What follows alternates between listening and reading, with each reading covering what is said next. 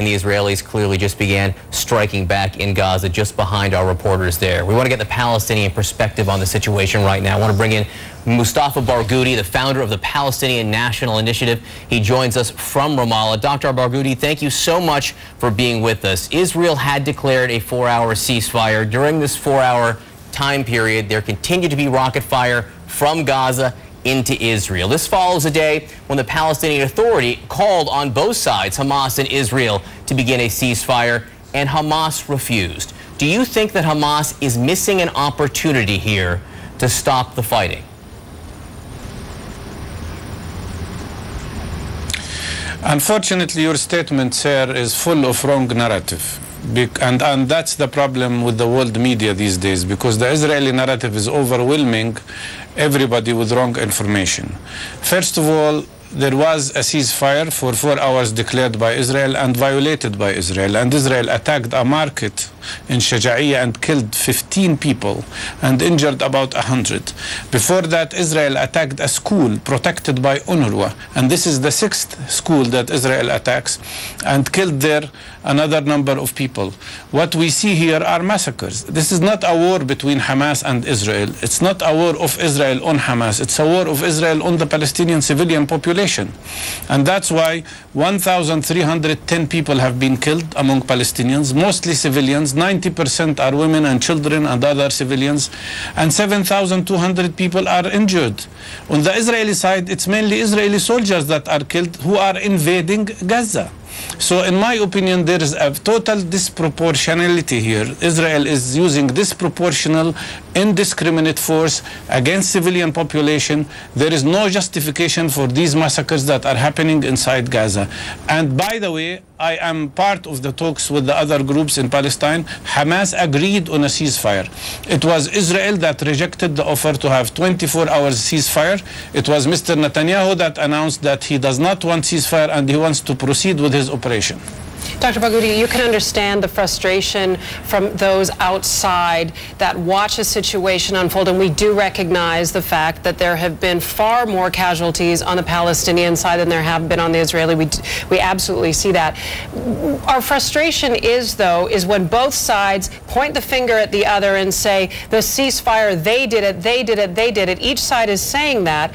At some point, somebody has to blink. At what point do you think there will be a calm, or do you believe there won't be, that when a real work towards a ceasefire can happen?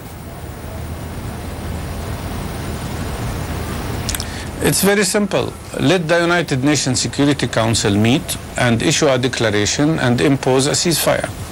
And then the side that refuses it will be to blamed.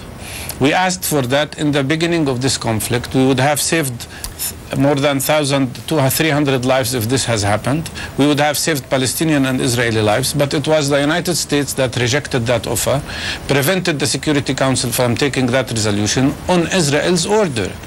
That is the problem. Israel thinks that there is a military solution to every political problem.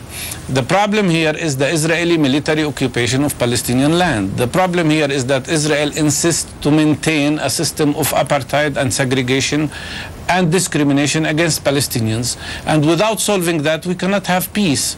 We've tried talks with Israel for 21 years, and what we've got is more settlements, more illegal actions.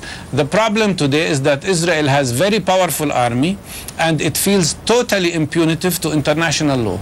And we are finding ourselves obliged to go to the International Criminal Court very soon, because we cannot live with these massacres against our civilian population. Dr. Barghouti, and again, I think it's probably fruitless to get into a discussion of who violated which ceasefire request when, because Cairo and Egypt put forth a plan. Hamas did reject that. Let's leave that aside for a moment. I want to ask you, you mentioned the UN facility that Israel perhaps hit, killing 19 people. We pressed an Israeli official on that a few minutes ago. I want to ask about another UN facility right now, because the United Nations says that they found munitions stored in a United Nations school inside Gaza, whether they were Hamas weapons or Islamic Jihad weapons. There were weapons there, rockets. Do you think that that is a violation of international law, and do you approve of Hamas perhaps keeping these weapons in these facilities? Of course not. That's a mistake and it should not have happened. That's a violation, but that does not provide any justification to killing people inside shelters. You see, the whole sector of Gaza is only 140 square miles. The Israeli army has declared half of it already unsafe zones, and anybody who dares to go there will be shelled at. Imagine a situation where the people of Brooklyn will be told, you have to evacuate your homes within 2 hours, otherwise you will be shelled. That's exactly what happened to many Palestinian neighborhoods so far, in Shuja'iyya and others. That left the whole population of Gaza of 1.8 million people with only 70 square miles where they are clustered. Many of them, 300,000 of them, are clustered in these shelter schools. And then the Israeli army comes and bombards these schools, killing tens of people. And when they are asked, why are you doing that? They say, we are investigating the matter. Come on. It's very clear. These are massacres, and it's time to stop them. This will create hate. This will create demand for revenge. This is not good for Israel or for Palestine. This Israeli government is criminal. It's criminal towards Israelis and Palestinians because it's driving everybody into a terrible situation that should be stopped immediately. And the world must interfere and say, enough is enough. Occupation has to end, racism has to end, and peace must prevail.